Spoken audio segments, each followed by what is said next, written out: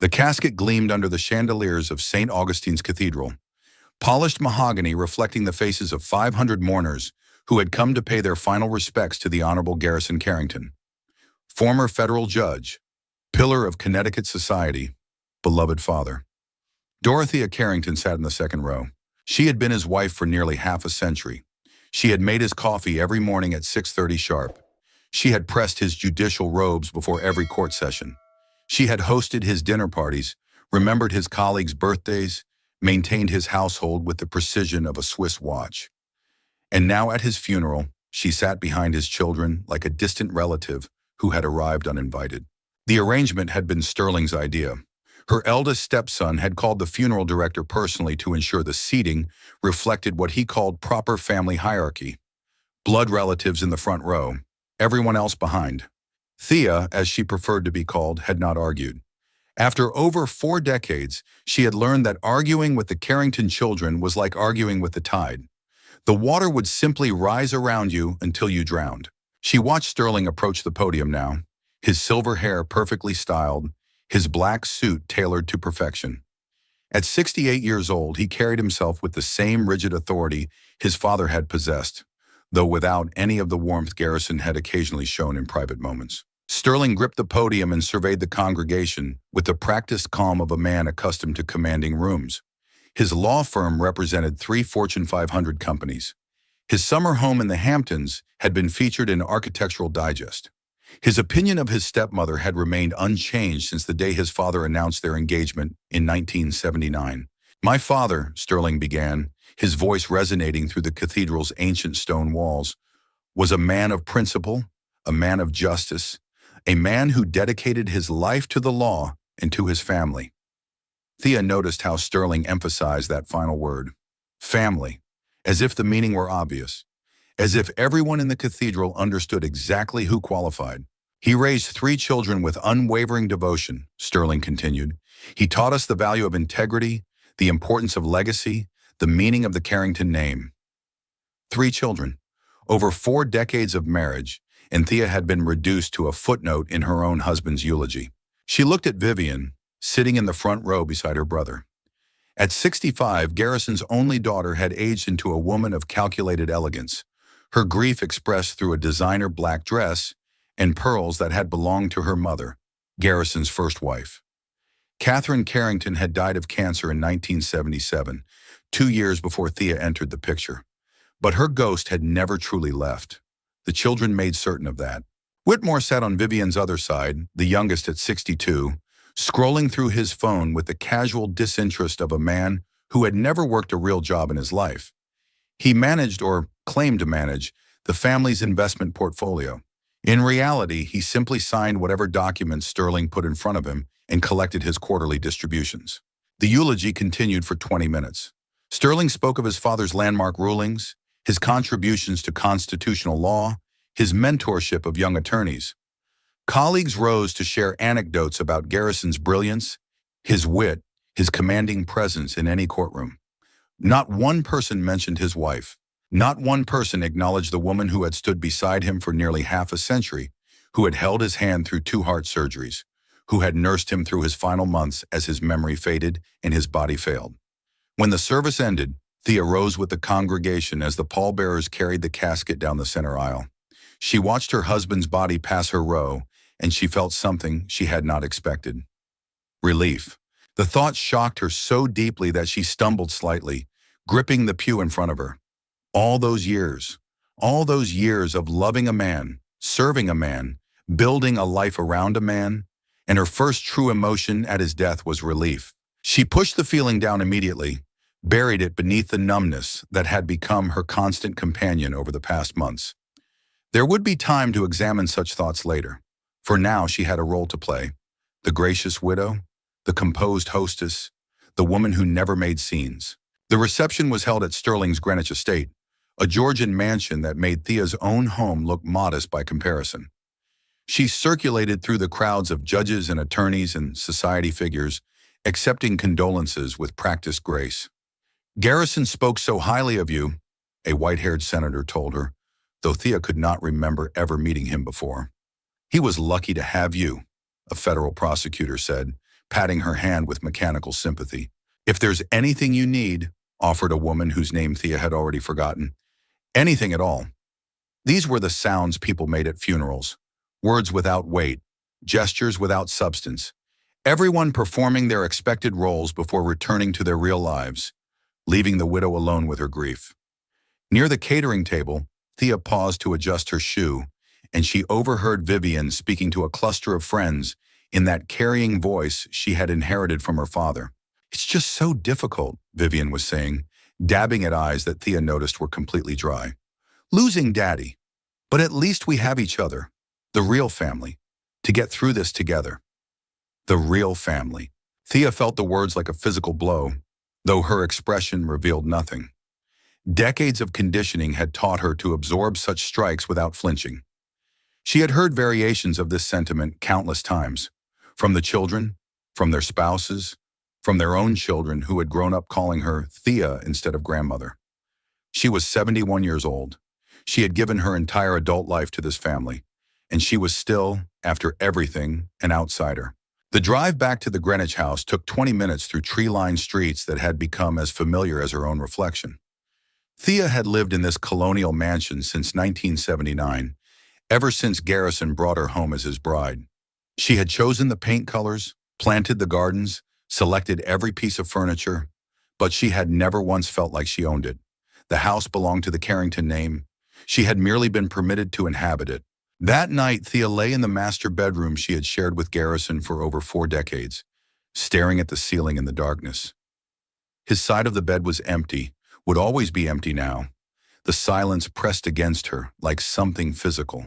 She thought about the years that had led to this moment, the hopes she had carried as a young bride, the compromises she had made, the dreams she had quietly surrendered, one by one, until she could no longer remember what she had wanted for herself before becoming Mrs. Garrison Carrington. At 26, she had been a secretary at his law firm, efficient, invisible, the kind of woman who made everything run smoothly without requiring recognition. When Garrison, 17 years her senior and still mourning his first wife, had begun paying attention to her, she had been stunned.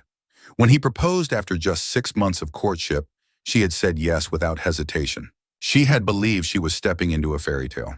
She had not understood that she was volunteering for a life sentence. The reading of the will was scheduled for exactly 1 week after the funeral.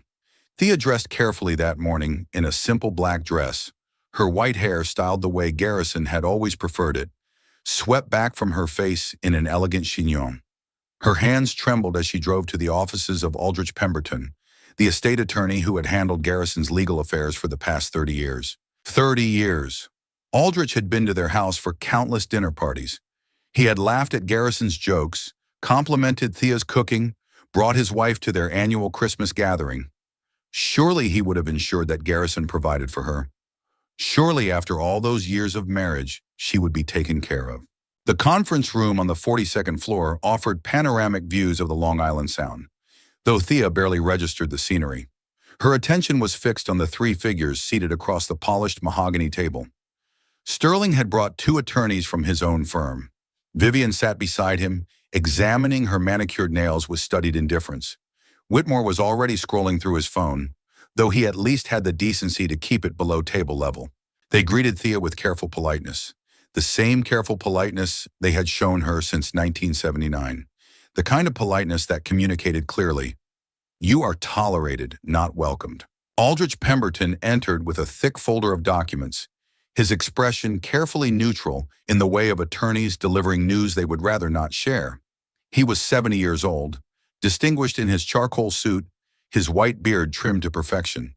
But his eyes, when they met Thea's, held something that looked almost like pity. "Thank you all for coming," Aldrich began, settling into the leather chair at the head of the table.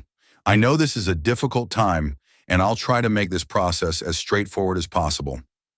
He opened the folder and began with the standard legal formalities: testamentary capacity, proper execution, the procedural language that surrounded death like bureaucratic gauze. Then he reached the specifics. Judge Carrington's estate is valued at approximately $12.3 million. Thea felt her shoulders relax slightly. $12 million. That was more than enough to ensure her security for whatever years remained. Perhaps Garrison had been wise to keep their finances private, protecting and growing this nest egg for their shared future. The primary residence in Greenwich, Aldrich continued, his voice taking on an even more careful tone, valued at $3.8 million, is left in its entirety to Garrison's children from his first marriage, Sterling Carrington, Vivian Carrington Hale, and Whitmore Carrington, to be divided equally among them or sold with proceeds split 3 ways as they determine appropriate. Cold tendrils of fear began creeping up Thea's spine. The house where she had lived since 1979, the house she had maintained and loved and poured herself into for nearly half a century. It wasn't hers. The investment accounts totaling approximately $6.2 million are similarly to be divided equally among Sterling, Vivian, and Whitmore Carrington. The cold was spreading through her chest now, making it difficult to breathe. The retirement accounts valued at approximately $2.3 million. Same distribution to the 3 children. Thea's voice emerged barely above a whisper. Aldrich, I don't understand. What about me? What did Garrison leave for me? Aldrich Pemberton looked genuinely pained.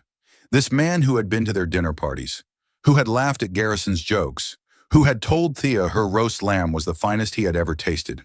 I'm getting to your specific bequest now, Thea. I must tell you, I argued strenuously against the language Garrison used, but he insisted. He was very specific about the wording. I'm deeply sorry. He took a breath that seemed to require effort, then read from the document before him. Garrison noted in his will, and I am required to read this verbatim. My wife, Dorothea Carrington, has lived comfortably at my expense for over 4 decades and has wanted for nothing during the course of our marriage. She has had the benefit of my wealth, my home, my social standing, and a lifestyle far beyond what she could have achieved on her own working as a secretary. This is more than adequate compensation for her companionship and for the domestic services she has provided over the years. Each word landed like a physical blow. Companionship, domestic services, all those years of love and devotion and sacrifice, reduced to the language of a service contract. Thea felt the room tilting slightly. Across the table, Sterling was smiling, not bothering to hide it. Vivian examined her nails with renewed interest. Whitmore had actually put down his phone to watch her reaction. Aldrich continued, his voice heavy with regret. The will goes on to state, while I have appreciated Dorothea's presence in my home and her efficient management of domestic affairs, I believe my primary obligation is to my children, to my bloodline. They are my true legacy, the continuation of the Carrington name. True legacy, bloodline, as if Thea were a guest who had overstayed her welcome, as if decades of marriage meant nothing at all. Therefore, Aldrich read, I leave to Dorothea Carrington only the following. A property I own located at 47 Wisteria Stone Road in the town of Thornwood Hollow, Vermont, along with all contents contained therein. This property is given to Dorothea with the express understanding that she will vacate the Greenwich residence within 30 days of my death, as that property is needed by my rightful heirs. The silence that followed was absolute. 30 days. She had 30 days to pack up a lifetime and disappear. Vivian broke the silence first, her voice dripping with theatrical sympathy. Daddy mentioned that Vermont property to us years ago. He inherited it from some distant great-uncle back in the early 80s. He said it was just an old falling-apart farmhouse way out in the middle of nowhere, not worth the hassle of selling. She turned to Thea with a smile that contained no warmth whatsoever. But at least you'll have a roof over your head, Thea. That's something. Most women your age with no skills and no family would end up in subsidized housing. Sterling was already standing, buttoning his jacket with the efficient movements of a man who had gotten exactly what he wanted. We'll need to discuss the timeline for vacating the Greenwich house. The market is strong right now. We'd like to list it as quickly as possible. The will specifies 30 days, Aldrich said firmly. Thea is legally entitled to 30 full days to arrange her affairs and relocate. That is non-negotiable. Of course.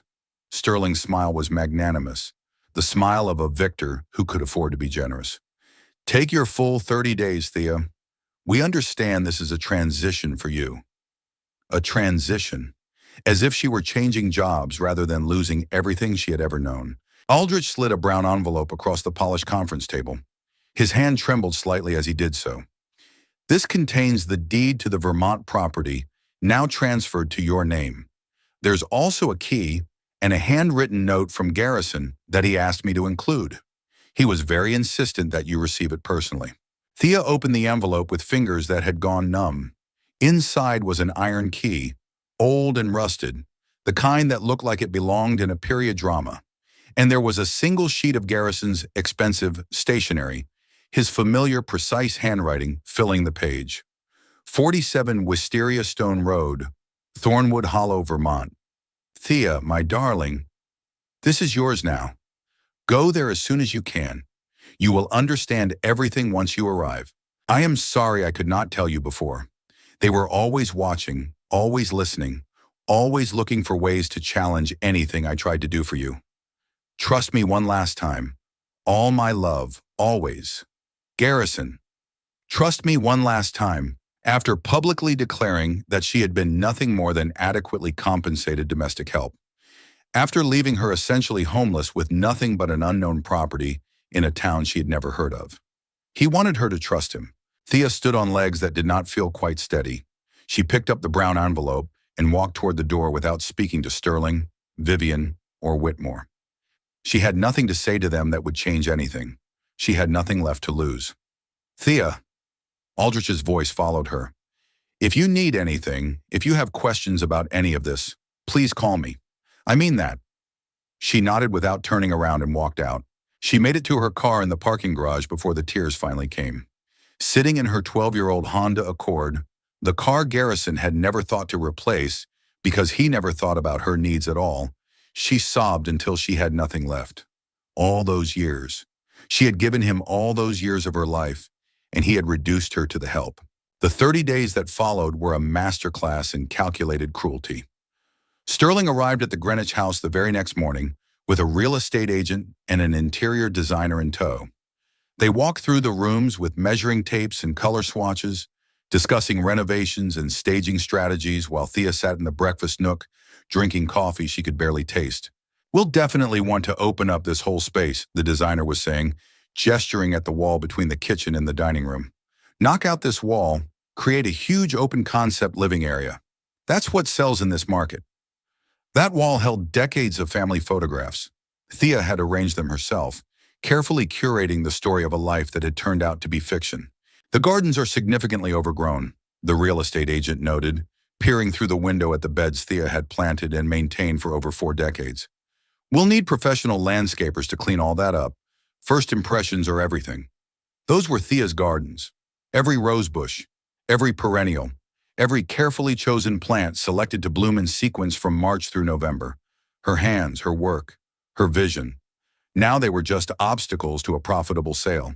The nights were worse. Thea would lie awake in the master bedroom, alone in a bed that suddenly felt enormous, and her mind would spiral through increasingly catastrophic scenarios. She was 71 years old. She had no job, no career, no recent work experience that would mean anything to potential employers. The last time she had worked had been 1979 as a secretary. Who would hire her now? What could she possibly do? The Vermont property was almost certainly worthless, exactly as Vivian had described. Perhaps she could sell it for $40,000 or $50,000 if she was extremely lucky. That might last her 2 or 3 years if she was incredibly frugal. And then what? 74 years old and destitute? Dependent on charity or government assistance?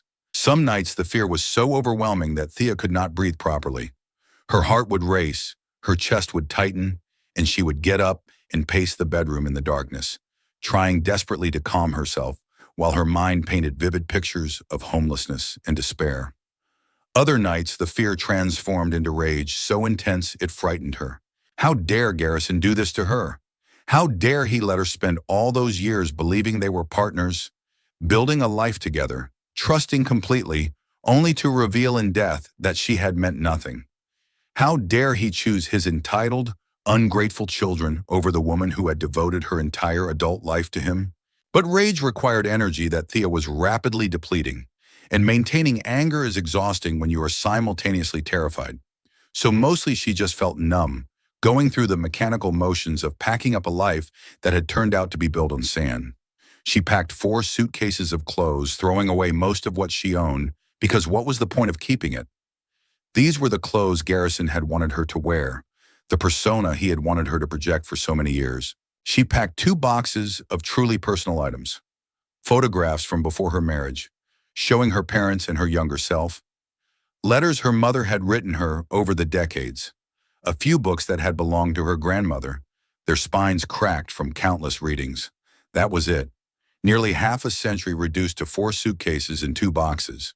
On day 23, Thea was in the garden saying goodbye to her roses when she overheard Sterling and Vivian talking on the patio.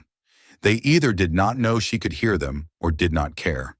"I honestly cannot believe Father left her anything at all," Vivian was saying. "That Vermont place is probably worth $50,000 at most. He should have left her absolutely nothing." "He felt guilty," Sterling replied. "All those years is a long time to string someone along, even if she was essentially just the help. The Vermont property was his way of easing his conscience without actually reducing what we got. Well, she should be grateful we're being so civilized about this transition. Most women her age with no skills and no family would end up in a shelter. At least she'll have some pitiful little nest egg for a few years." They actually laughed together. The casual cruelty of people who had never struggled for anything, who had never worried about having a roof over their heads or food to eat. Thea stood among her roses, gripping the pruning shears so hard her knuckles went white, and she wanted to scream. She wanted to march onto that patio and tell them exactly what she thought of their entitlement and their cruelty and their complete lack of basic human decency. But she did not, because decades of conditioning had taught her to swallow her voice, to avoid confrontation, to be the gracious woman who never made scenes. The conditioning held even now, even after losing everything. On her final morning in the house, Thea woke before dawn and walked through each room one last time. She had expected to feel profound sadness, to be overwhelmed by memories accumulated over so many years. Instead, she felt almost nothing. The master bedroom where she had slept beside Garrison was just a room. 4 walls, a window, furniture that had never truly been hers. The guest bedrooms she had maintained like shrines for stepchildren who visited only when they wanted something. The living room where she had played hostess to people who had never really seen her. The dining room where she had served countless meals that went largely unacknowledged. The only place that hurt was the garden. Standing among the roses she had planted that first hopeful spring in 1979, Thea finally felt the weight of what she was losing. Not the house, not the social standing, not the comfortable life, but this small patch of earth where she had poured her creativity and her care for so many years. This was the only space that had ever felt authentically hers, and now it would belong to strangers who would never know the woman who had created it. At noon, Thea loaded her car. 4 suitcases, 2 boxes. The wedding photograph she had taken from the mantel, despite Whitmore's protest that it was technically house property. Sterling arrived at 12:30, early, clearly wanting to ensure she actually left on time. He stood in the driveway with his arms crossed, watching her make final trips between the house and her car. "The movers will be here at 1, he said, not quite meeting her eyes. "I'll supervise everything personally." Thea paused, one hand on her car door. She looked at this man she had watched grow from an angry 23-year-old into an arrogant 68-year-old. This man who had never once, in all those years, called her anything but Thea. Never mom, never even stepmother, just Thea, spoken in a tone that made the name sound like an accusation. "Sterling," she heard herself say, her voice quiet but carrying a weight she had not known she possessed. "Do you have any idea what it is like to give someone your entire adult life and be told it meant nothing?" His face flushed red. "Father left you a property. You are not getting nothing. Your father left me a mystery, a house I have never seen in a town I have never heard of. You and your siblings got millions of dollars and this mansion and the satisfaction of knowing your father valued you as his legacy. I got a rusted key and 30 days to disappear from the only home I have known for most of my life." She got in her car before he could respond, before she could say anything else, before the numbness that had been protecting her could crack entirely. The brown envelope sat on the passenger seat beside her purse. Her GPS showed the address she had entered. 47 Wisteria Stone Road, Thornwood Hollow, Vermont. 4 hours and 32 minutes to a completely unknown future. She started the engine and drove away from Greenwich, from the mansion, from the life she had thought she was living. As she drove north through Connecticut toward Vermont, Thea made herself a promise. Whatever she found at 47 Wisteria Stone Road, whether it was shelter or complete ruin, whether it held value or utter worthlessness, she would find a way to survive it. She was 71 years old with nothing left to lose except her dignity, and she would be damned if she would lose that too. Before you continue, I want to ask you something. If you were Thea, driving toward an unknown house with nothing but a rusted key and a letter asking you to trust a man who had just publicly humiliated you, what would you be feeling? Hope? Fury? Terror? Take a moment to put yourself in her shoes, then keep watching to see what she found waiting for her in Thornwood Hollow. Thornwood Hollow, Vermont announced itself with a hand-painted wooden sign partially obscured by overgrown brush. Population 847. Established 1762. Thea slowed her car as she entered what could charitably be called the town center. A single main street stretched for perhaps 3 blocks, lined with buildings that looked like they had been standing since before the Civil War.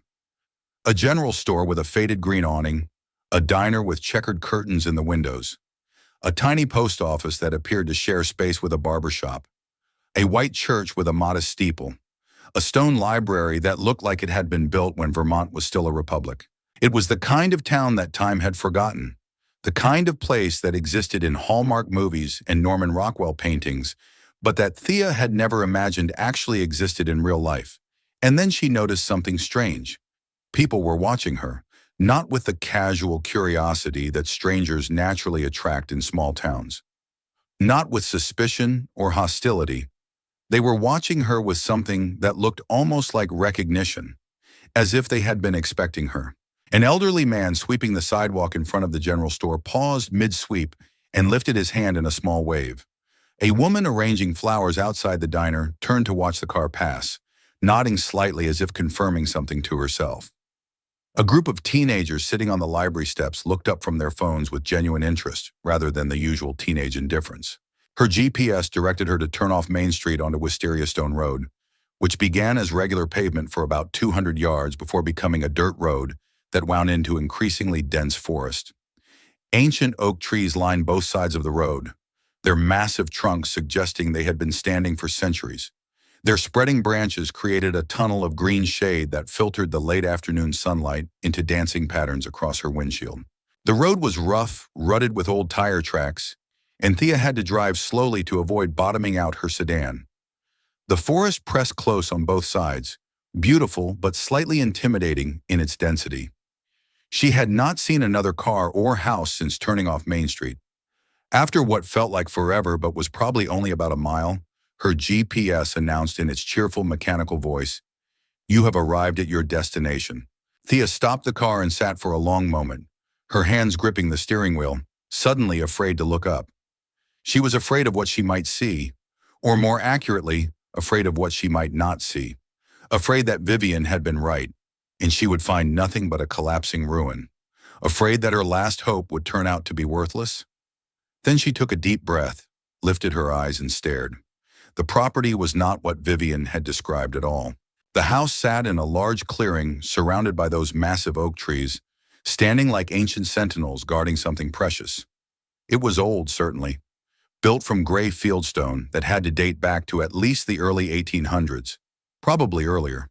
2 stories tall with a steep slate roof that looked remarkably intact. White painted wooden trim around leaded glass windows. A heavy oak front door under a small covered portico with carved wooden supports. Ivy grew up portions of the stone walls, but in a way that looked intentional, decorative, like something from an English country estate rather than abandoned neglect. This was not a falling apart farmhouse. This was a manor, a sanctuary hidden in the Vermont forest. The grounds immediately surrounding the house were overgrown, but clearly had once been formal gardens. Thea could see the bones of the original design. Stone pathways now partially obscured by grass. Organized beds where roses bloomed wild and untamed. What looked like it had been a kitchen garden, now given over to a tangle of herbs and wildflowers. There was even a fountain, silent and dry, but still elegant, standing in what had obviously been a formal garden area. It was wild, yes. Overgrown, certainly, but it was also hauntingly beautiful, like a secret garden that time had partially reclaimed but not quite destroyed. Thea sat in her car, trying to process what she was seeing, when she heard footsteps approaching on the dirt road from the direction of town. An elderly woman was walking toward her with surprising purpose for someone who had to be in her late 70s. She wore a simple cotton dress with a cardigan despite the warm September afternoon, and she carried a wicker basket covered with a checkered cloth. Her white hair was pulled back in a practical bun, and her face was weathered but kind, the face of someone who had spent a lifetime working hard and treating people fairly. "You're Dorothea," the woman said as she reached the car. It was not a question. She said it with complete certainty, as if she had been waiting for this exact moment for a very long time. Thea climbed out of her car on legs that felt unsteady. "Yes. How did you know?" "We've been waiting for you." The woman said it simply, as if this were the most natural thing in the world. "Garrison told us you would come eventually, after he passed. He said to watch for a woman named Dorothea driving an older Honda with Connecticut plates." She held out the basket. "I'm Opal Finnegan. I run the general store in town. Brought you some supplies. Bread, eggs, milk, coffee, cheese. Figured you'd need food. The house has been maintained, but there's nothing fresh stocked." Thea took the basket automatically, her mind struggling to catch up with what she was hearing. "Garrison told you? When? He never once mentioned this place to me. Not in all our years of marriage." Opal's expression softened into something that looked like understanding mixed with compassion. "Garrison came here regularly for over 4 decades, dear. Once a month at the very least, sometimes more frequently. He maintained the house, took care of the property as best he could, spent time here." She paused, choosing her next words carefully. "He told us that when he died, his wife Dorothea would inherit this place. He said you wouldn't know about it beforehand because he had kept it secret. For your protection," he said. "My protection?" Thea felt like she had stepped through a looking glass into some alternate reality. "Protection from what?" "From them, I imagine." Opal's voice was gentle but matter-of-fact. "The ones who took everything else. His children from the first marriage. Garrison said they had never accepted you, that they had always resented him marrying you, that if they knew about this property, they would find legal ways to claim it." She started walking toward the house, gesturing for Thea to follow. "He hid it from everyone, including you, until his death would make the inheritance final and unchangeable. That's what he told us anyway. Come on, let me help you get settled in. The house is unlocked. Garrison never locked it. Said there was nothing here anyone in Thornwood Hollow would steal, and if someone needed shelter, they were welcome to use it. That's the kind of man he was. At least that's the kind of man he was here." Thea followed Opal up a stone pathway toward the front door, her mind reeling. Garrison had been coming here for over 4 decades, once a month at minimum. All those weekend trips he had said were for legal conferences or judicial retreats. All those times he had claimed he needed solitude to decompress from the pressures of the bench. He had been coming here, to a house he had never once mentioned, to an entire secret life she had known nothing about. Opal produced the rusted iron key from Thea's envelope, and it turned smoothly in the lock despite its aged appearance. The heavy oak door swung open with barely a creak, revealing the interior. "Welcome to your sanctuary," Opal said quietly, stepping aside so Thea could enter first. "That's what Garrison called it, the sanctuary. Welcome home, Dorothea." Thea stepped across the threshold and felt her entire understanding of reality shift beneath her feet. The interior was beautiful, not falling apart, not decrepit, not abandoned. Beautiful. The main floor was largely open, with wide plank wood floors that glowed with the patina of age and decades of careful maintenance. A massive stone fireplace dominated one wall, its mantel carved from a single piece of oak in an intricate pattern of leaves and acorns. The furniture was simple but clearly high quality. A comfortable-looking sofa covered in worn leather that had aged gracefully. Several armchairs positioned to take advantage of the natural light. Built-in bookshelves filled with leather-bound volumes. Hand-woven rugs in soft, muted colors covered portions of the floor. Leaded glass windows created patterns of filtered forest light that danced across every surface. The late afternoon sun streaming through those windows painted the room in shades of gold and amber. And everywhere, covering every available inch of wall space, arranged on shelves, standing on surfaces, were framed photographs. Photographs of Thea. She moved toward the nearest wall as if drawn by a magnet, her breath catching in her throat as she began to recognize the images. Thea on their wedding day, young and radiant, so full of hope that it hurt to look at her younger self. Thea in the garden of the Greenwich house, kneeling in the soil with dirt on her hands and genuine joy on her face. She remembered that day.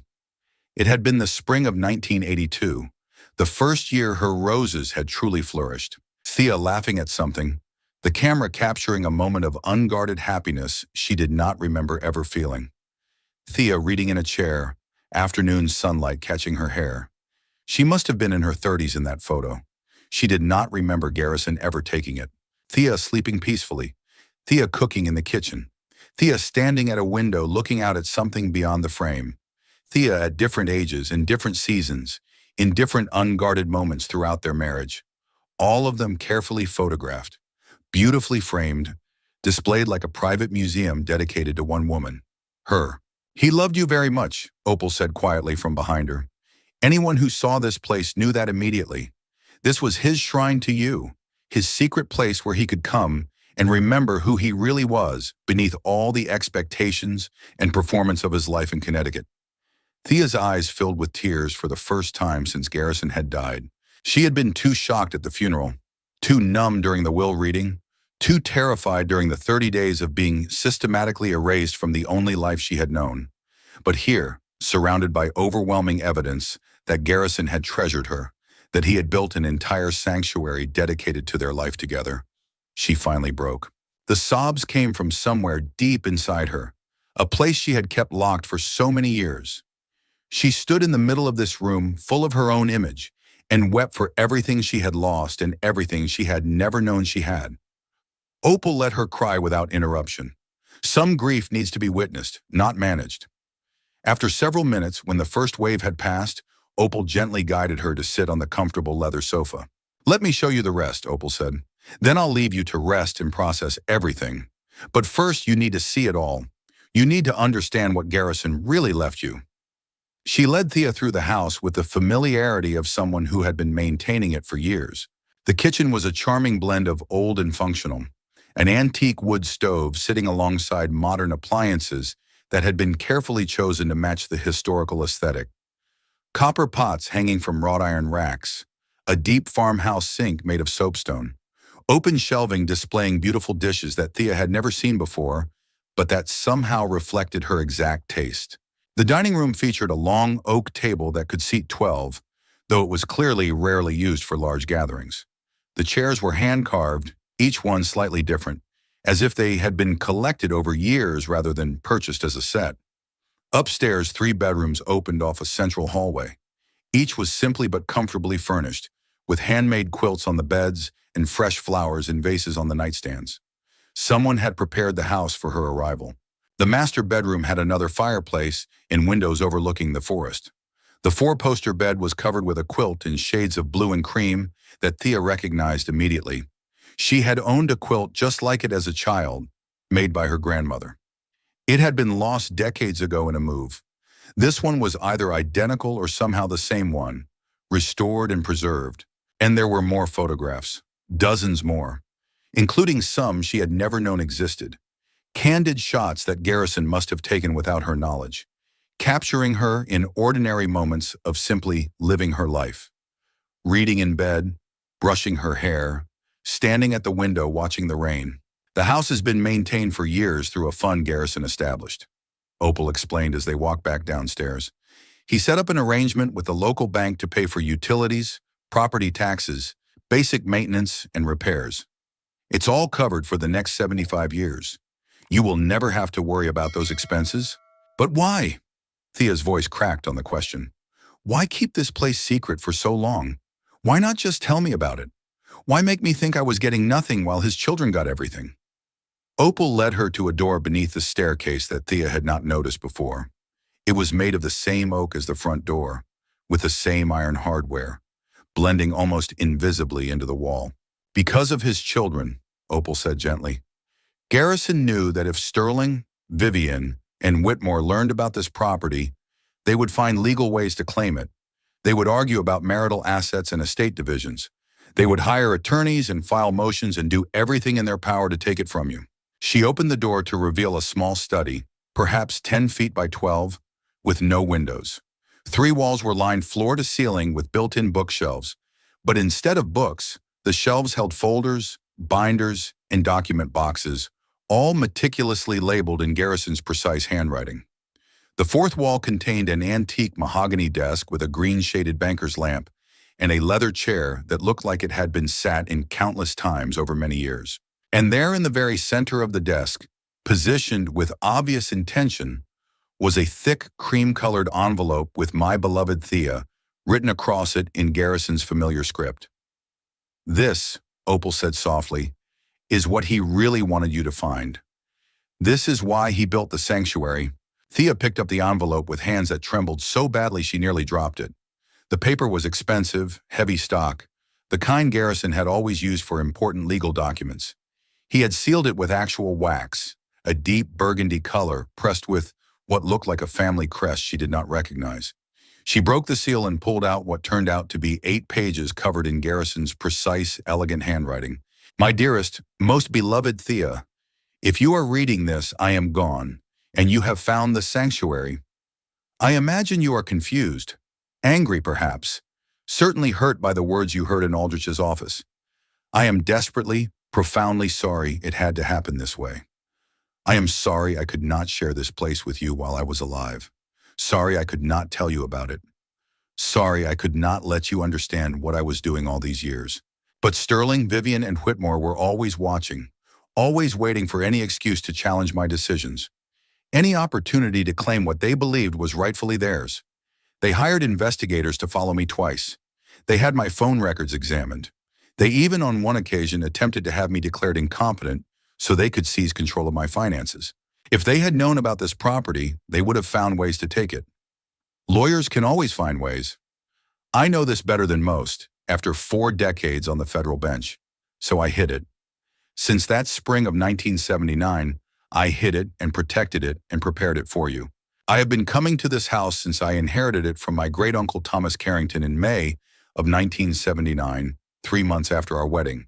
Thomas was a bachelor, a quiet historian who lived simply despite having considerable wealth. He left me this property with a single instruction in his will: protect this place for someone you love more than life itself. It deserves to shelter love, not greed. For all these years, I have been protecting it for you. Thea, I know what my will said. I know how much those words must have hurt you sitting in that conference room, hearing yourself described as adequately compensated domestic help. Please understand. I wrote it that way deliberately, with calculation and purpose. I knew Sterling, Vivian, and Whitmore would read every word, looking for ways to challenge anything that went to you. I gave them exactly what they wanted: the visible wealth, the obvious assets, the things they could brag about to their colleagues and display as proof of their inheritance. I gave them the Greenwich Mansion, which is actually mortgaged far more heavily than they realize and will cost them hundreds of thousands in property taxes, historical preservation requirements, and deferred maintenance I deliberately postpone. I gave them investment accounts that are tied up in complex trusts requiring them to meet strict conditions, continuous employment verified by tax returns, annual character evaluations conducted by trustees I personally selected, mandatory charitable contributions that will consume much of the income. I gave them exactly enough rope to hang themselves financially while believing they had won everything. But you, my most beloved Thea, I gave you everything that actually matters.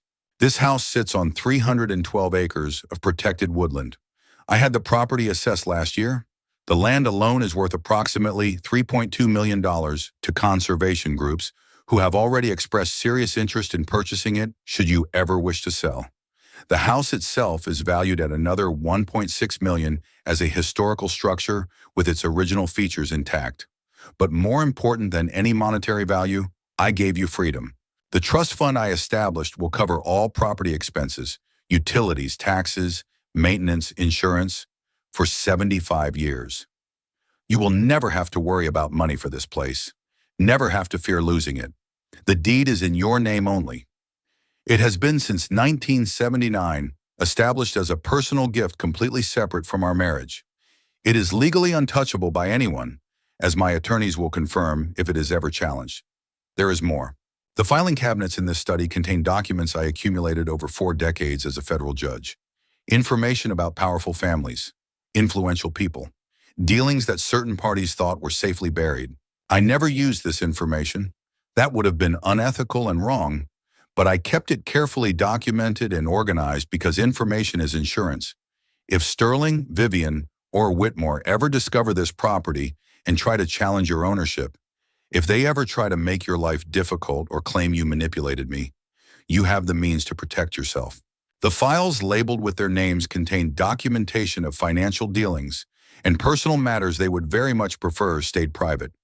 Use it only if you must, but know that it is there. Finally, and most importantly, every single photograph in this house was taken with love. Every moment I spent here was spent thinking of you, missing you, wishing I could bring you here, but knowing I could not risk it until after my death made everything secure. You were the best part of my life, Thea. The only pure, good, real thing in a life that was otherwise full of performance and obligation and maintaining appearances. I am sorry I was too much of a coward to stand up to my children's judgment. I am sorry I prioritized keeping peace over publicly defending the woman I loved. I am sorry I made you feel second best when you were always first in my heart. I failed you in life by being weak. I hope I have succeeded in death by being clever. This sanctuary is yours, to live in, to sell, to transform into whatever you wish. But know that it was created from love, protected by love, and given to you with more love than I ever managed to express while I was breathing. You deserve someone braver than me.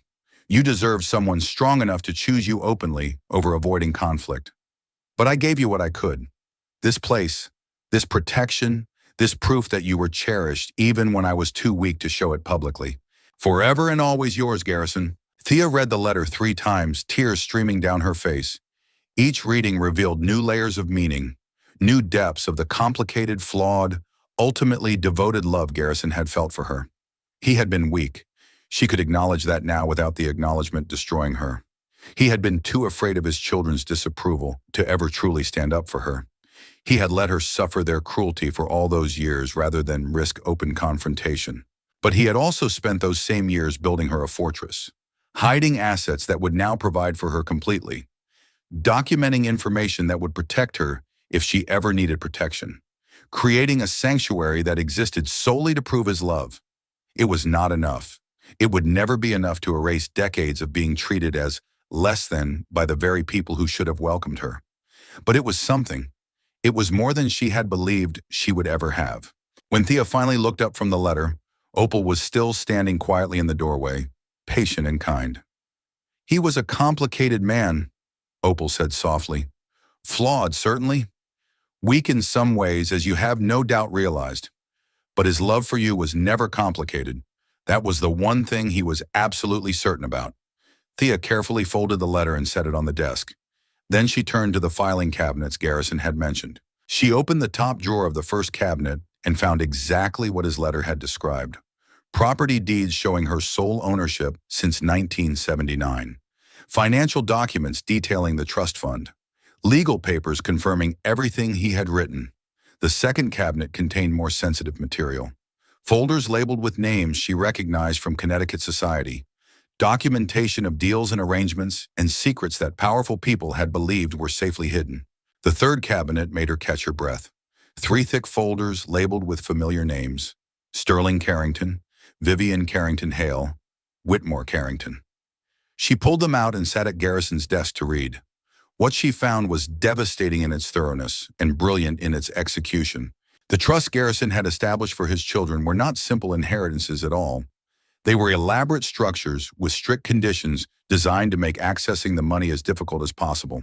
Sterling's share of the investment accounts, approximately $2.1 million, could only be accessed in $100,000 annual increments, and only if he maintained continuous employment verified by tax returns, and only if he passed annual character evaluations conducted by an independent trustee Garrison had appointed, a retired federal judge known for taking ethics extremely seriously, a judge who had presided over 3 of Sterling's most embarrassing professional defeats. Vivian's trust had similar restrictions, plus additional requirements that she maintain what Garrison had termed stable family relationships. Given her 4 divorces and her estrangement from her own children, meeting this requirement would be virtually impossible. Whitmore's inheritance was structured as a business investment trust that required his active, hands-on management with documented proof of his involvement. If he failed to personally manage the investments, if he continued his pattern of signing whatever was put in front of him without actually doing any work, the trust would automatically dissolve and the funds would be donated to a consortium of charities Garrison had selected. Charities that focused on providing education and opportunity to young people from disadvantaged backgrounds. The exact opposite of everything Whitmore represented. The Greenwich Mansion, which the children had been so eager to claim, carried a substantial mortgage that Garrison had taken out just 18 months before his death. The property also bore historical preservation easements, requiring any sale to go through months of committee reviews, environmental impact studies, and neighborhood approval processes. Selling it quickly would be impossible. Keeping it would be financially devastating. Garrison had given his children exactly what they wanted, in exactly the way that would make them utterly miserable. And he had given Thea freedom, security, and peace. She sat in Garrison's chair and started laughing. She could not help it. After weeks of shock and grief and humiliation and terror, she sat in the study in the secret house and laughed until her sides ached, until tears streamed down her face that were not tears of grief, but something closer to joy. Until Opal started laughing too, both of them understanding the brilliant, patient, perfectly legal revenge Garrison had orchestrated from beyond the grave. I need to pause here and ask you something. Did you expect this?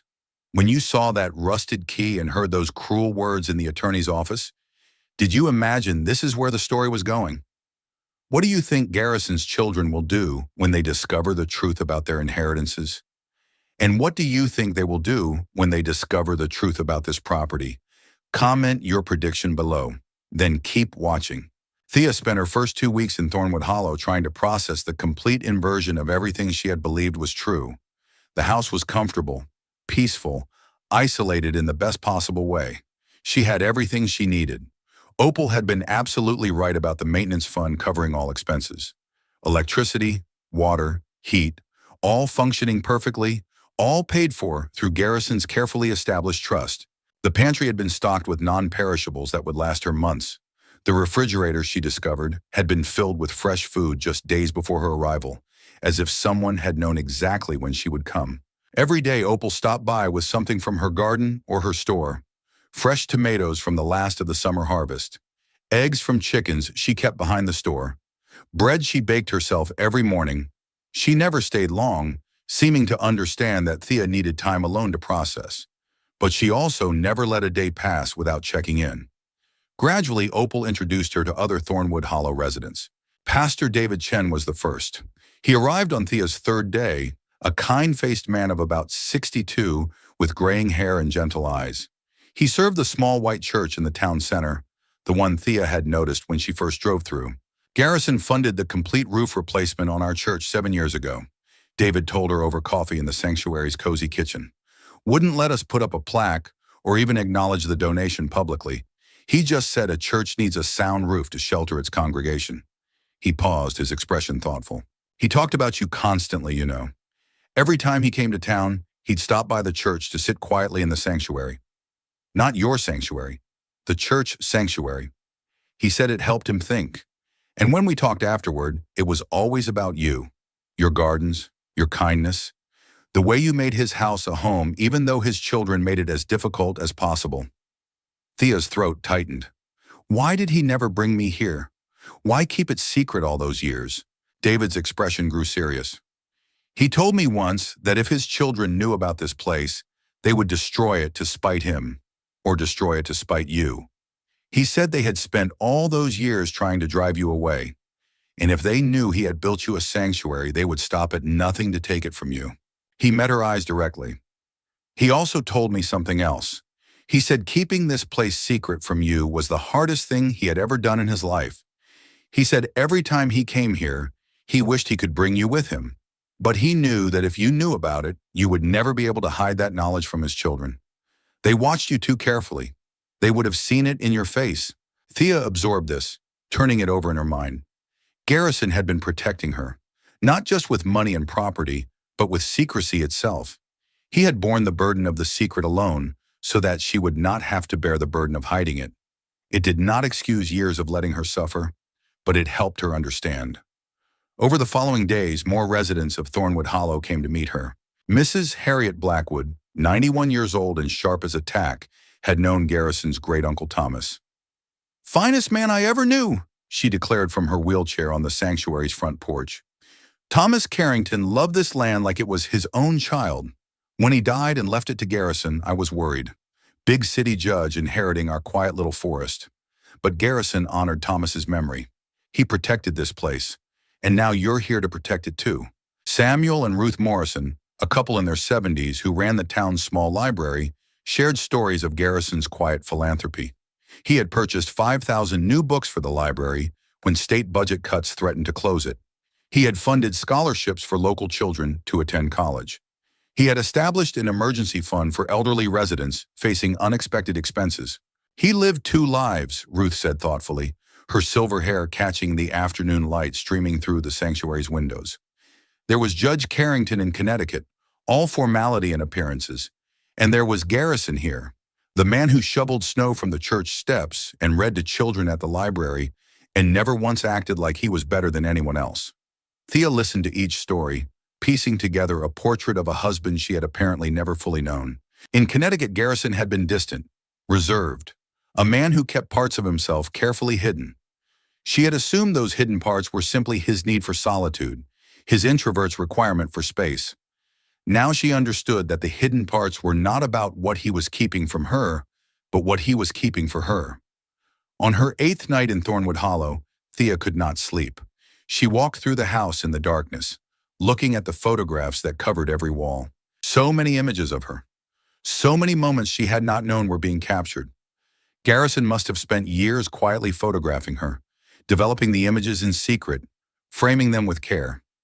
She stopped in front of a photograph she had not noticed before, hanging in the shadowed corner of the upstairs hallway. It showed her standing at the window of their Greenwich bedroom, very early morning light just beginning to touch the sky. She was wearing her bathrobe, her hair loose and uncombed, her face soft with the vulnerability of someone who believed they were completely alone. She remembered that morning. It had been the day after their 20th wedding anniversary. Garrison had given her a strand of pearls that his children had criticized as too extravagant for someone like her. She had stood at that window watching the sunrise, wondering if she would ever truly belong.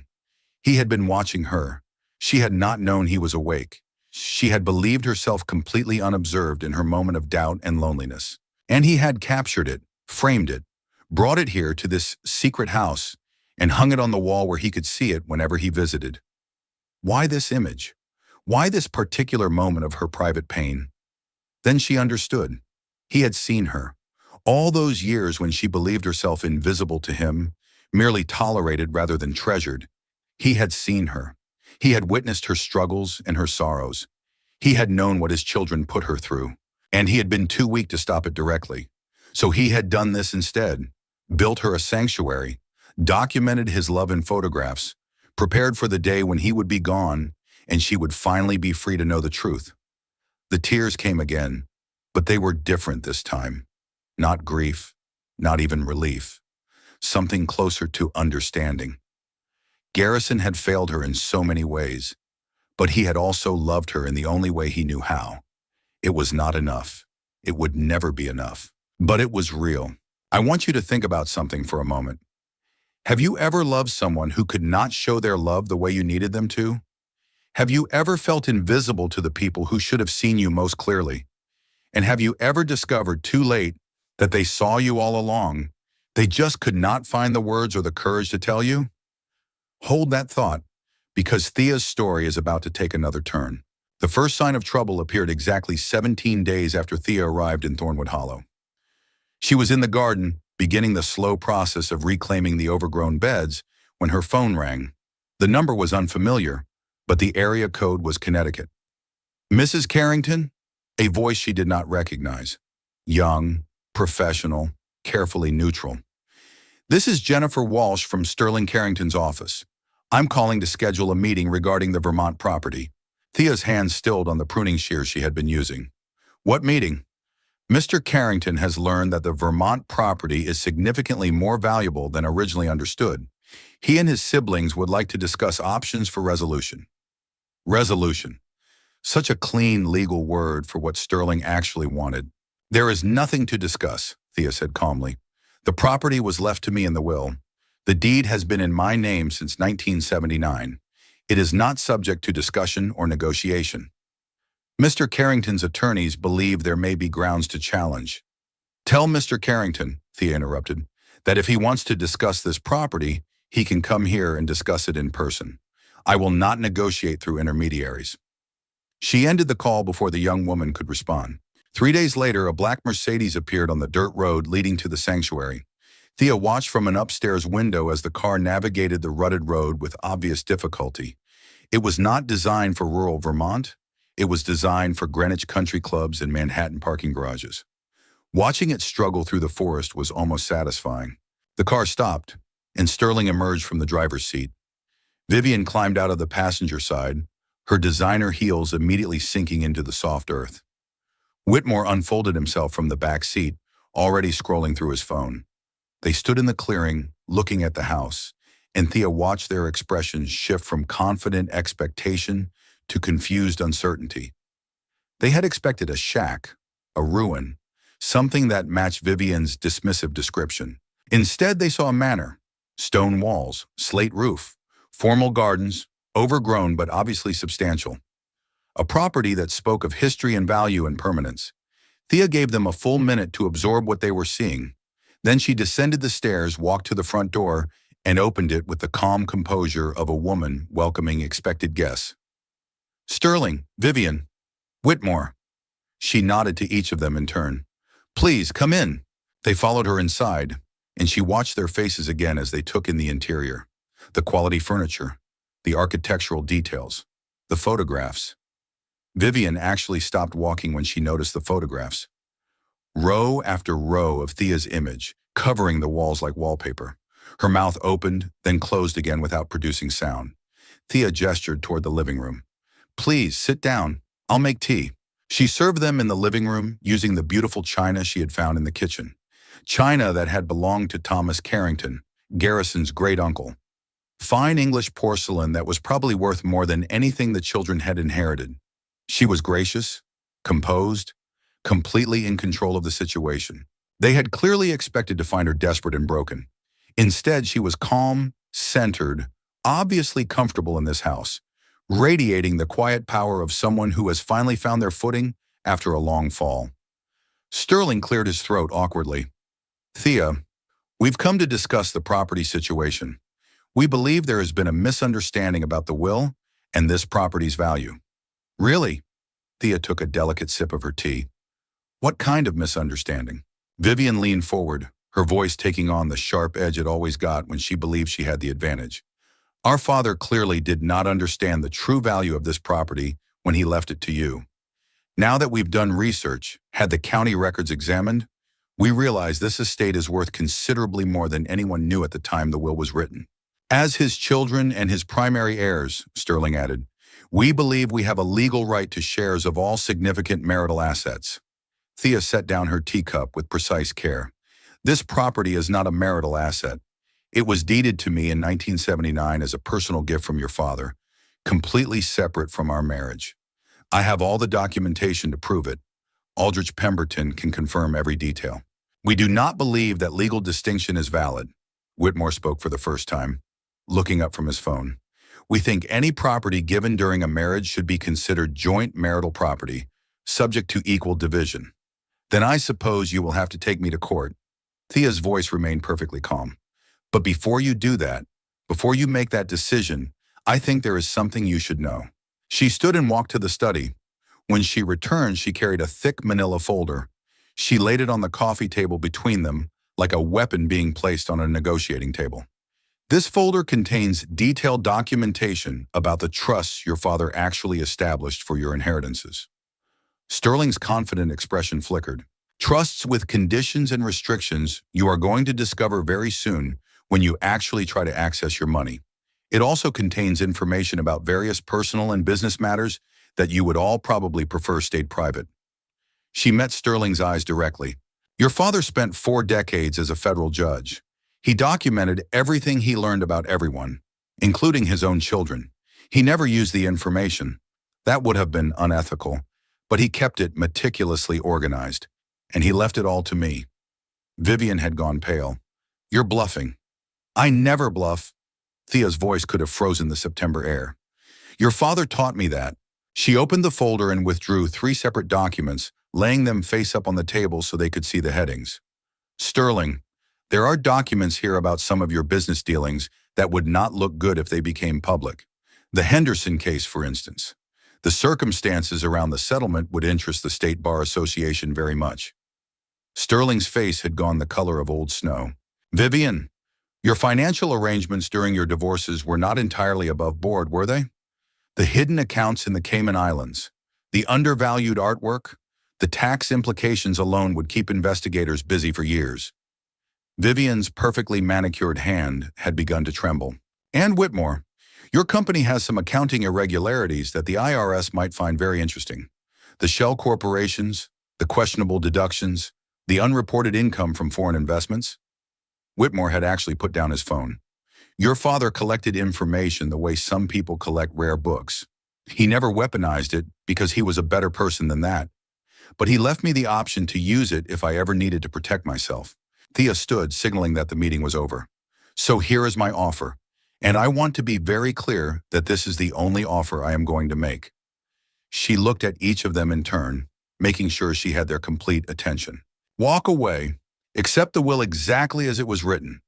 Live your lives with your complicated trusts and your restrictive inheritances and your heavily mortgaged mansion with all its expensive preservation requirements. Leave me alone in my sanctuary. We never have to see each other or speak to each other again. She paused, letting the silence emphasize her next words. But if you challenge me in court, if you try to take this property from me or make my life difficult in any way, I will release every single piece of information your father collected about you, your reputations, your careers, your carefully maintained public images. All of it will be destroyed. The room was absolutely silent except for the ticking of an antique clock on the mantel. Do you understand me? Sterling, Vivian, and Whitmore looked at each other, then at Thea, then at the documents lying on the table. She watched the calculation happen in real time, the weighing of options, the assessment of risk, the gradual understanding that they had lost. We will need to discuss this privately, Sterling finally said, his voice tight and strained. Of course. Thea's graciousness was absolute. Take all the time you need. She walked them to the door with the same composed dignity she had maintained throughout the meeting. As they stepped onto the porch, she spoke one final time. I want you to understand something. This property is mine. It was always meant to be mine. Your father loved you in his complicated way, I am sure, but he loved me more. He just did not have the courage to show it publicly until after he was gone. They left without another word, the Mercedes struggling back down the dirt road, leaving Thea standing on the porch of her sanctuary. She watched until the car disappeared into the forest. Then she went inside, sat in Garrison's favorite chair by the window, and allowed herself to feel the magnitude of what had just happened. For the first time in her life, she had fought back. For the first time, she had stood her ground against people who had spent decades making her feel small, and she had won. Before we continue, I want to ask you something. How did it feel to watch Thea stand up to them? After all those years of swallowing her voice, of being treated as less than, of accepting cruelty with gracious silence, how did it feel to see her finally fight back? And do you think the children will accept defeat, or will they try again? Think about it, then keep watching. The legal challenge never materialized. Aldrich Pemberton called her a week later with news. Since the will reading, he had quietly shifted from Garrison's estate attorney to Thea's personal advocate, a transition that seemed to give him genuine satisfaction. Sterling tried to have his own lawyers examine the trust structures. Aldrich explained over the phone, his voice carrying a hint of dry amusement. When they finally got access to the actual documents, they found exactly what your husband designed. restrictions, conditions, requirements that are going to make accessing that money extremely difficult. He paused, and Thea could almost hear him smiling. The Greenwich Mansion situation is even worse than Garrison predicted. There's a balloon payment on the mortgage due in 18 months, nearly $800,000. They don't have it, not with the trust restrictions limiting their access to liquid funds. They're going to have to sell the house just to cover the debt, and the historical preservation requirements mean that process will take at least 2 years. Thea absorbed this information quietly. She had expected to feel satisfaction, vindication, perhaps even joy at watching her tormentors suffer. Instead, she felt something closer to emptiness. These were people who had spent decades making her life difficult, and now they were experiencing the consequences of their own greed. But there was no pleasure in it, only a profound tiredness and a desire to move forward. "What about their personal situations?" she asked. "The information in the files?" "No indication they want to test whether you'll use it. My guess is they've decided the risk isn't worth whatever they might gain by continuing to fight. They have their inheritances, complicated as they are, and they have the knowledge that pushing you could destroy them professionally and personally." Thea nodded slowly. "Then it's over. It's over."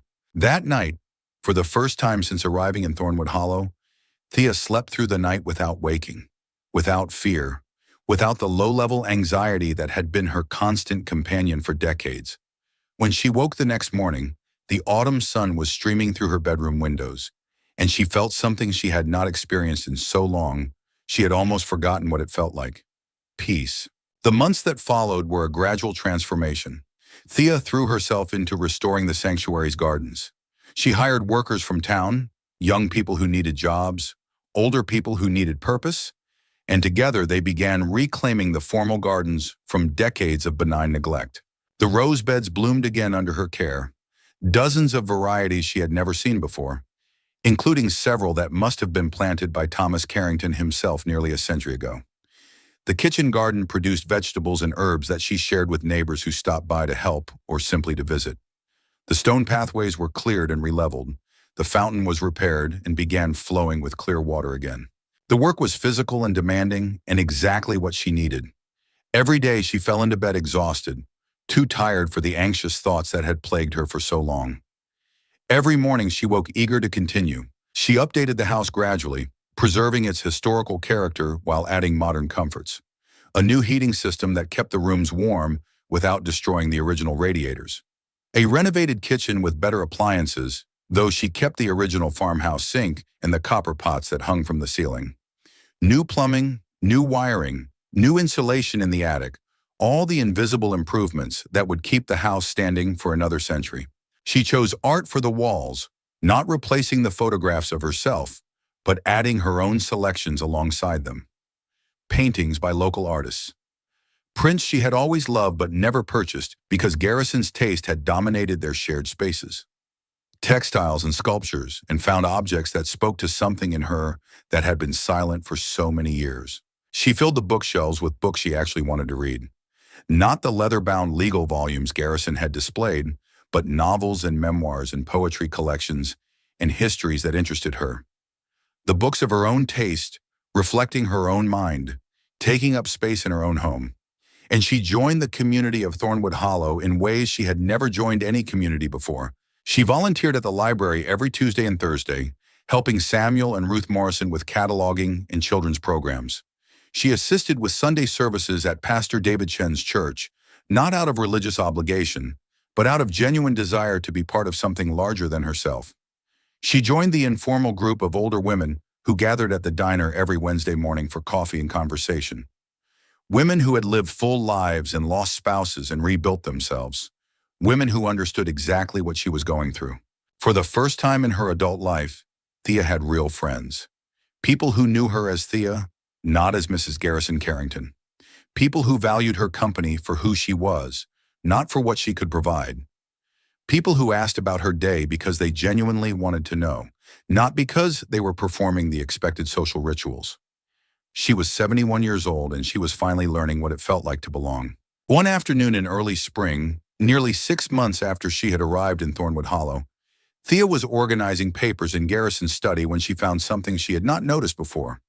Tucked into the very back of the bottom drawer of the mahogany desk, hidden beneath old legal pads and forgotten correspondence, was another envelope.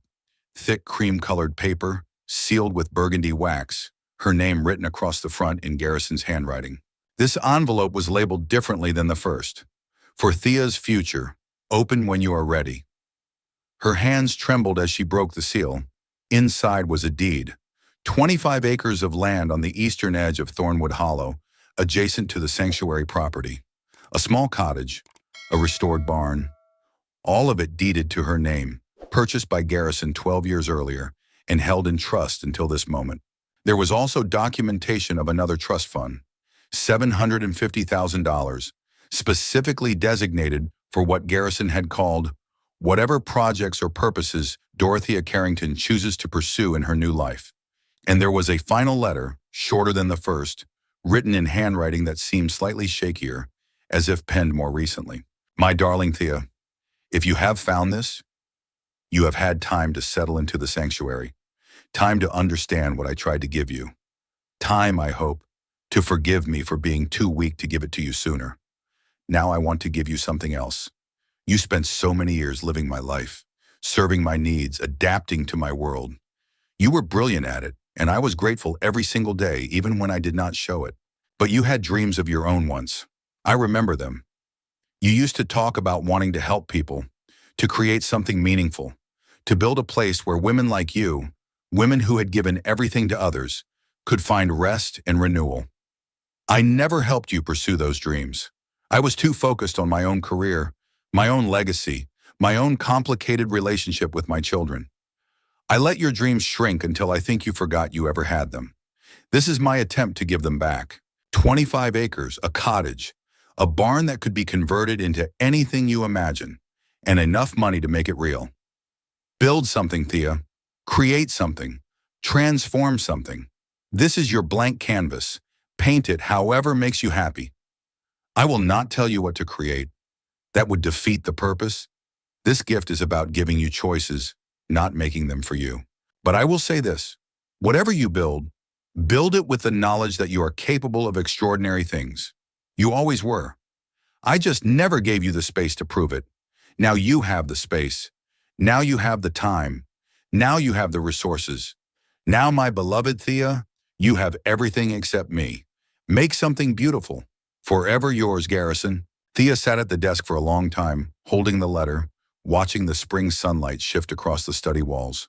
25 acres, a cottage, a barn, $750,000, and the freedom to do anything she wanted.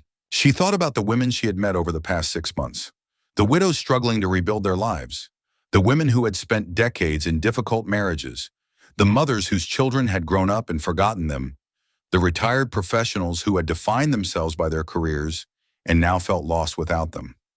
Women like herself, women who had given everything to others and had nothing left for themselves. She thought about the sanctuary and what it had given her. Not just shelter, not just financial security, but a place to discover who she was when she was not being someone else's wife, someone else's stepmother, someone else's hostess, a sanctuary. And then she knew exactly what she wanted to build. It took 14 months to transform the cottage and barn into what Thea envisioned. The cottage became a welcoming center, warm and comfortable, with a large common area where women could gather for meals and conversation. A professional kitchen where cooking classes could be held. A library filled with books about starting over, finding purpose, building new lives. The barn became living quarters. 8 private suites, each one designed to feel like a home rather than a hotel room.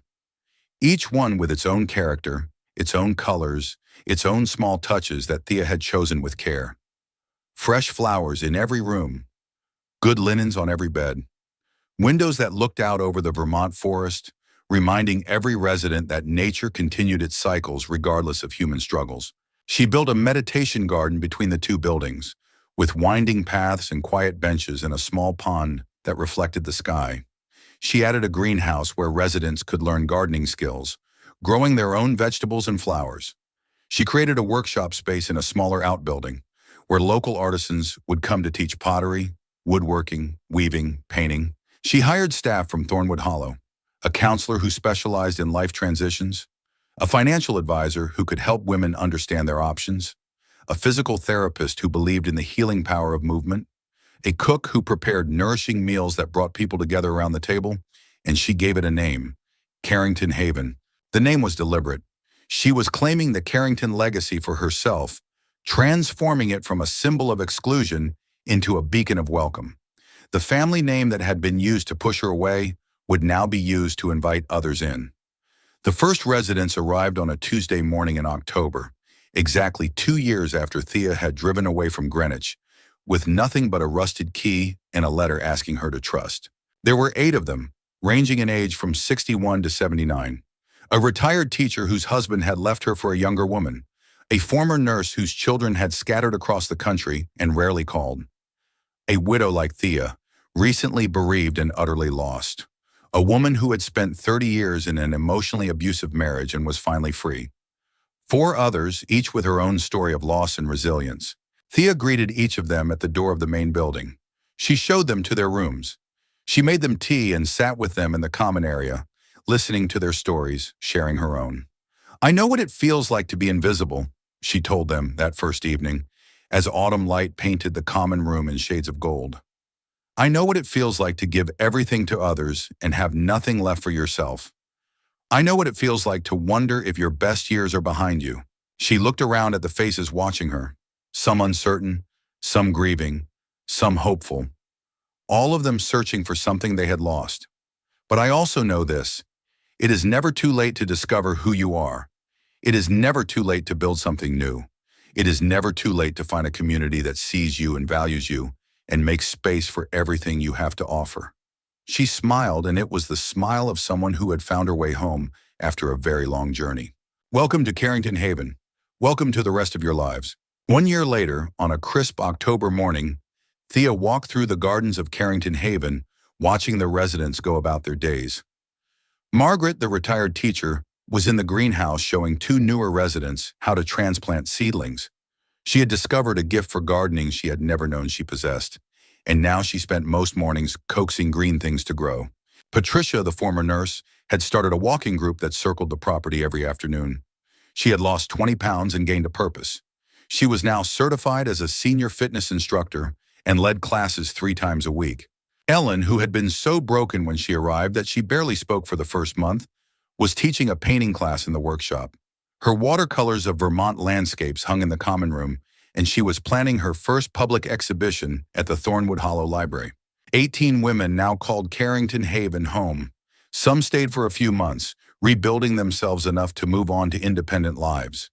Others had become permanent residents, finding in this community the family they had never had.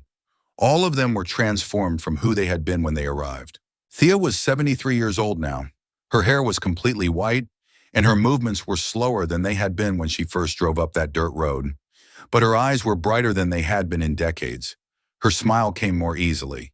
Her voice, which had been silenced for so long, now spoke freely and often. She walked to the edge of the property, to the place where the formal gardens gave way to wild forest, and she stood looking out at the ancient oak trees that had guarded this land for centuries. Somewhere in Connecticut, Sterling and Vivian and Whitmore were probably still fighting over money, still struggling with the complicated trust their father had designed to frustrate them, still blaming Thea for their disappointments, as if she had somehow orchestrated their father's revenge from beyond the grave. She did not think about them often anymore. They had taken up so much space in her mind for so many years, and now they occupied almost none.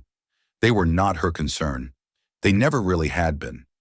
What concerned her now was this moment, this place, these women who had found their way to her just as she had found her way here.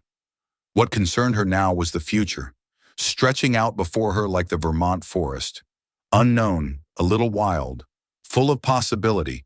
She thought about Garrison, not with the complicated grief of that first year, but with something more settled. He had been a flawed man, weak in ways that mattered, brave in ways she had not understood until too late. He had failed her in his life and saved her in his death. She did not know if she had forgiven him. Perhaps forgiveness was not quite the right word, but she had accepted him, accepted what he had given her and what he had failed to give her, accepted that their years together had been both a prison and a preparation for what came after. And what came after was this: a home she had created, a community she had built, a purpose she had discovered at an age when most people believed purposes were behind them. At 73, after so many years of living for someone else, Thea Carrington had finally learned how to live for herself, and she was only just getting started. The October wind rustled through the oak trees, carrying with it the smell of fallen leaves and wood smoke, and the particular crispness of Vermont in autumn. Somewhere in the distance, one of the residents was playing piano in the common room, a simple melody that drifted through the open windows. Thea turned and walked back toward Carrington Haven, toward the sounds of laughter and conversation, toward the community she had built from nothing but a rusted key and a letter asking her to trust. She had trusted, and she had been rewarded beyond anything she had dared to hope. This is for anyone who has ever been told they were too old, too invisible, too past their prime to start again. This is for anyone who has ever given everything to others and wondered if there was anything left for themselves. This is for anyone who has ever held a key to an unknown door and wondered if they had the courage to turn it. The door is waiting. Turn the key. Your next chapter is ready to begin.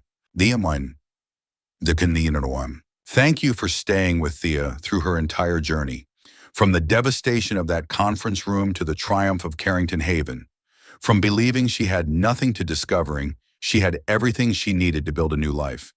If her story touched something in you, if you have ever felt invisible or underestimated or discarded by people who should have valued you, leave one word in the comments describing how you feel right now. Because Thea's story proves something powerful and true. Loyalty creates legacies that greed can never touch. Justice moves slowly, but it never forgets the correct address. And you are never ever too old to begin again. Share this story with someone who needs to remember their worth is not defined by who discarded them, but by who loved them enough to protect them. Dreams do not age. Strength does not expire. And sometimes the greatest treasures are the ones hidden from greedy eyes, waiting for exactly the right moment to be discovered. Until next time. Word count: approximately 16,520 words.